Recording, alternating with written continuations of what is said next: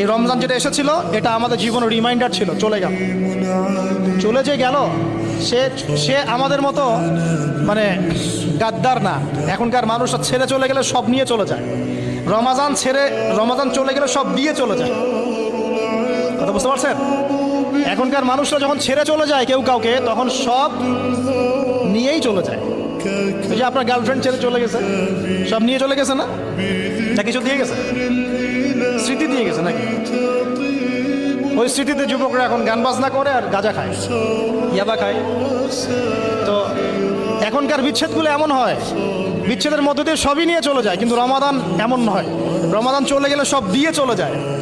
যুবক ভাই আপনাকে বলছি, দেখেন এই রমাদানের শিক্ষাগুলাই জাস্ট যদি আমরা ধরে রাখতে পারি, সারা জীবন আমাদের জীবনের কিচ্ছু লাগবে না।